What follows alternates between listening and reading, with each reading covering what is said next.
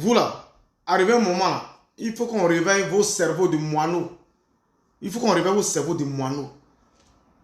On ne peut pas dire ce genre de propos que je vous fais écouter et vous allez vous braquer, vous allez vous rassembler autour d'une sorcellerie pour attaquer Alassane Ouattara. On écoute Soro Guillaume et puis on revient. Je dirais que Gbagbo est un très très bon tacticien. Mais un mauvais stratège. Mauvais stratège. Bon tacticien, mauvais stratège. Donc, il considère ces élections calamiteuses. Pour moi, il avait encore la possibilité de rattraper le train de la réconciliation et rate, puisque on disqualifie M. Ouattara pour cause des nationalités douteuses. On dit que M. Ouattara ne serait pas ivoirien. Toute une histoire est construite autour de ça. Après les élections, après l'élection présidentielle, on s'attendait à ce qu'à l'élection législative au moins, M. Ouattara puisse être député. Là encore, et cette fois, ce n'est ni Gueye ni personne d'autre, c'est Gbagbo lui-même qui est, comment on appelle, à la manœuvre, écarte M. Ouattara de l'élection législative. Mais en 1999, un événement majeur s'est produit, le premier coup d'État en Côte d'Ivoire avec le général Robert Gueye. Tout à fait. Donc, alors, pendant cette période-là, quelle a été votre posture? Alors, donc le coup d'État se fait, soyons honnêtes, nous sommes contents de ce coup d'État qui me permet du coup de rentrer au pays. Donc, mais avant ce coup d'État, il y a eu la bataille successorale autour de l'article 11 entre Ouattara et Bédié. Vous n'avez pas pris parti immédiatement après la mort d'Oufoué? Oui, ça c'était dans les années 94, 95. Voilà, après la mort d'Houphouët-Boigny. Voilà. Nous, mouvement étudiant, non, j'étais à Abidjan. Voilà. Nous, mouvement étudiant, nous avions considéré que ce n'était pas notre combat. C'était le combat entre héritiers du PDCI, du camp d'Houphouët-Boigny. Non, nous, on les observait. Et puis, à la limite, ça nous amusait de voir qu'il y avait des divisions, il y avait des scissions au sein du PDCI-RDA. Parce que nous, on était de l'opposition. Il y a eu même une cassure. Il y a eu une cassure. Mais après, vous avez rejoint un fragment, le RDR. Il y a eu une cassure, donc le RDR est sorti du PDCI. Du PDCI. Monsieur Laurent Gbagbo, à l'époque, comme je vous dis, quand il y a eu la bataille entre Bédié et Ouattara au sein du PDCI et qu'il y a eu la cassure entre PDCI et RDR, Monsieur Laurent Gbagbo à l'époque nous dit, tenez, on a là une occasion historique de faire une fissure abyssale au sein du parti d'Houphouët-Boigny. Donc nous, opposition, il nous explique qu'il y a un intérêt stratégique à s'allier à une fraction moderne ou moderniste ou progressiste du PDCI, notamment le RDR. Voilà comment naquit à l'époque le Front républicain. Le Front républicain qui regroupait le parti de Gbagbo, le FPI, et le RDR de M. Djeni Kobina, ce Djeni Kobina qui est décédé après. Donc le Front républicain. Donc c'est Gbagbo le premier, voyant les difficultés au sein du PDCI, considère que c'est une opportunité formidable, exceptionnelle, de définitivement enterrer le PDCI et se rapproche de la fraction qu'il considère comme étant progressiste, moderniste du PDCI, et on forme le Front républicain. Dans le Front républicain, nous, effectivement, nous sommes sympathisants de ce front. Parce que il faut toujours situer les choses dans leur contexte. Et voilà, contexte historique. Et donc, à cette époque, effectivement, il y avait intérêt à s'allier au RDR pour faire des progrès vers la voie de la démocratie. Absolument. Intervient le coup d'État de Robert Gueye en Noël 99. Tout à fait. La donne change. La donne change. Là, maintenant, ce n'est plus des questions stratégiques, c'est des questions tactiques qui rentrent en ligne de compte. Là, le coup d'État intervient. On l'attribue prétendument au camp de M. Ouattara. dont le général Gueye ferait partie. Gbagbo voit que les rapports de force changent. Et cette fois, moi, je refuse de le suivre.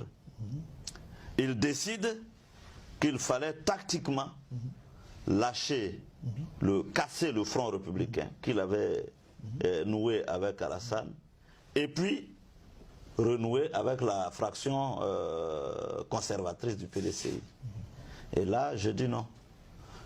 Parce que pour moi, un engagement est un engagement. Et il faut tenir aux questions principielles. Absolument. Et pour moi, c'était des questions de principe. Nous avions soutenu le RDR en temps de paix parce que nous avions mûrement réfléchi et que de façon stratégique, il fallait qu'on avance avec le RDR de M. Ouattara. Je ne voyais pas en quoi le coup d'État changeait la donne. Pour moi, il fallait continuer avec le RDR de M. Ouattara pour aller et prendre le pouvoir ensemble. Gbagbo ne l'entend pas de cette oreille. Il considère qu'il faut que lui, il est plus ancien dans l'opposition que M. Ouattara. Il ne voit pas comment il ferait la face à M. Ouattara. Donc, il s'allie à un moment donné à la partie conservatrice du PDCI. Ensuite, il s'allie, il joue à un jeu. Et c'est là que son surnom de boulanger sort. Parce que voilà, il est ce matin avec, il est l'allié de tel, le matin à midi il est l'allié d'un autre, le soir il est. Quand vous adoptez une telle attitude, vous êtes peu lisible. Et c'est là qu'il va acquérir son surnom de boulanger. Parce que Gueye n'accepte pas de se faire rouler dans la farine parce qu'il a d'abord... En vérité, il s'est fait rouler dans la farine parce qu'ils ont fait chemin ensemble, après il l'a roulé dans la farine. Voilà, il a roulé dans la farine. Absolument. Donc, Gbagbo s'allie à Gueye, il trompe Gueye parce qu'il fait croire à Gueye, Robert le général, que c'est souhaitable d'éliminer tous les grands candidats, voilà, les Bédié, Ouattara, tous les candidats sont éliminés. Et il y a eu un tête-à-tête entre lui et Bédié. Il reste un tête-à-tête. Entre lui et Robert Gueye. Robert Gueye. Entre lui et Robert Gueye. Et puis quelques... Voilà. Donc ils vont aux élections de 2000, qui étaient des élections tout sauf des élections transparentes, démocratiques. D'abord tronquées, ensuite chaotiques. Voilà. Elles ont été tronquées au départ et puis chaotiques à l'arrivée. Et Gbagbo lui-même, c'est lui qui qualifie ces élections-là de calamiteuses. Absolument. Donc il faut bien voir qu'il y a une unanimité et un consensus sur le fait que c'était tout sauf des élections remplissant. Et pourtant, il a surfé sur ces élections pour devenir président. Bien sûr, voilà. Bien sûr. Et donc, c'est pourquoi certains ont considéré que Gbagbo était un très très bon tacticien. Mais un mauvais stratège. Mauvais stratège. Bon tacticien, mauvais stratège. Quand vous écoutez Soro Guillaume là, c'est Ado qui est votre moins cher quoi. Quand vous écoutez ce rebelle Soro Guillaume, ce jasseur des Ivoiriens, celui par qui certains Ivoiriens ont déjà dans des conteneurs, c'est Ado qui est votre moins cher.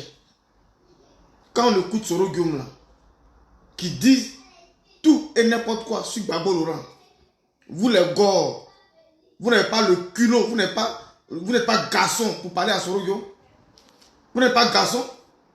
C'est Ado qui est votre moins cher. Ou bien vous avez peur de Soro. Tellement Soro vous a traumatisé à la Fessie. Tellement Soro traumatisait les innocents étant à la Fessie. Cette peur-là est restée en vous jusqu'aujourd'hui. Quand Soro traumatisait les Ivoiriens étant à la Fessie, il faisait le point à Gbagbo. Donc depuis le temps, vous avez peur de lui jusqu'aujourd'hui. Quand Soro disait que Blé Goudé n'a qu'à rentrer, il ne faut pas Blé Goudé rester en exil. Que si Blé Goudé ne se reproche rien, qu'il rentre. Blé Goudé a du cœur. Non, Soro Guillaume a du cœur plus ou moins. Est-ce que Soro a du cœur quand il dit à Blé Goudé, où la prison tendait les bras à Blé Goudé, lui il dit que Blé Goudé n'a qu'à rentrer. Soro a du cœur, et puis aujourd'hui, lui l'enfant du cœur, lui, c'est lui qui est l'ange. Mais Soro vous a trop allumé. Quand on écoute ça jusqu'à la fin, là, Si vous n'êtes pas des maudits, vous n'allez jamais vous associer à Soro-Guillaume. Si vous n'êtes pas des hypocrites, vous n'allez jamais vous associer à Soro-Guillaume. Soro-Guillaume est enfant de cœur aujourd'hui. C'est Soro-Guillaume qui est la boussole de la politique ivoirienne. La politique ivoirienne.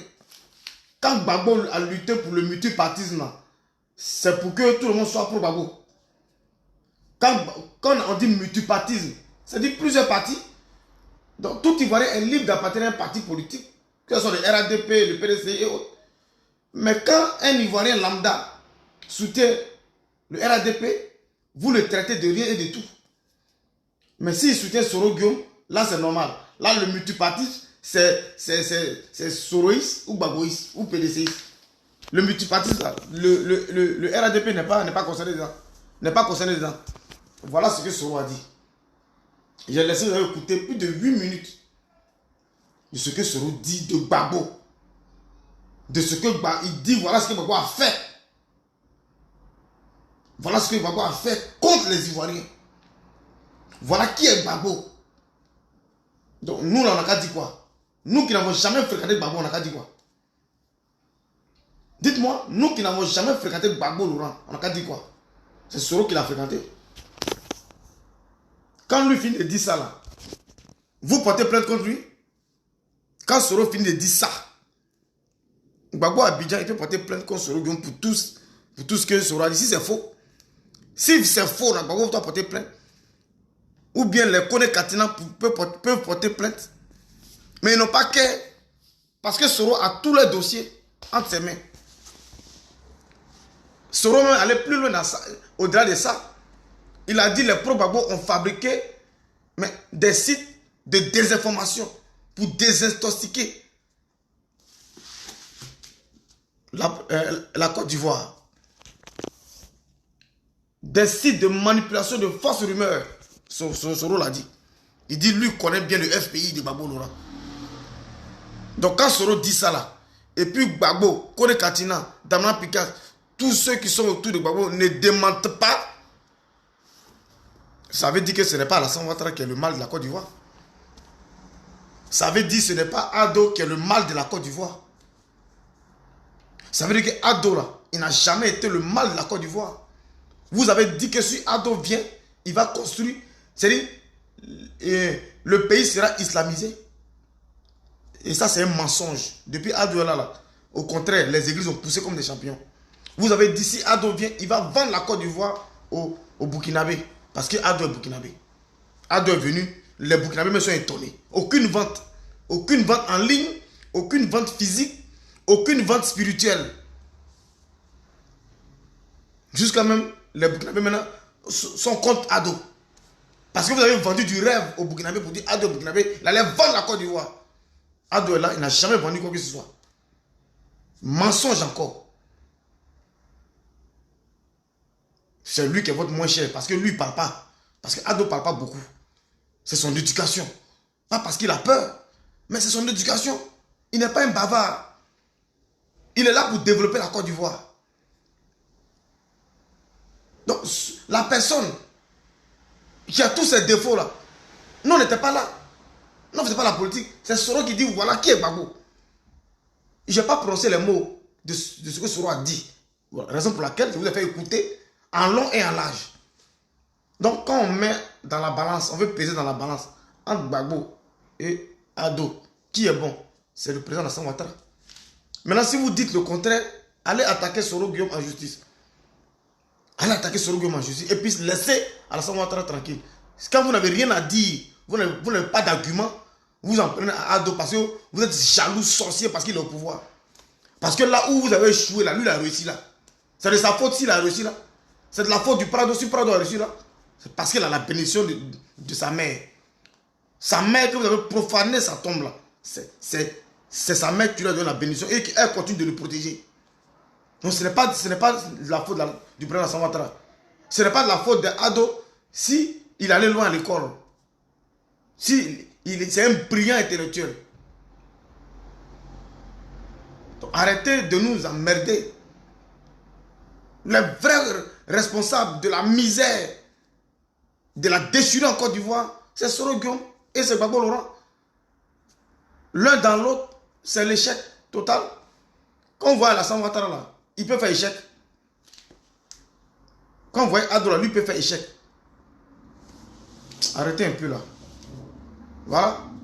Merci Soro pour ces révélations. Ah d'accord, donc c'est comme ça Gbagbo est. Ah d'accord. Bon, nous on prend acte. Maintenant, ce sont les gars qui doivent faire enquête pour attaquer Soro Guillaume. On attend maintenant vos plaintes sur Soro Guillaume. On attend vos attaques sur Soro Guillaume vis-à-vis de ce qu'il a dit. C'est ça qui est la vérité. Partagez la vidéo.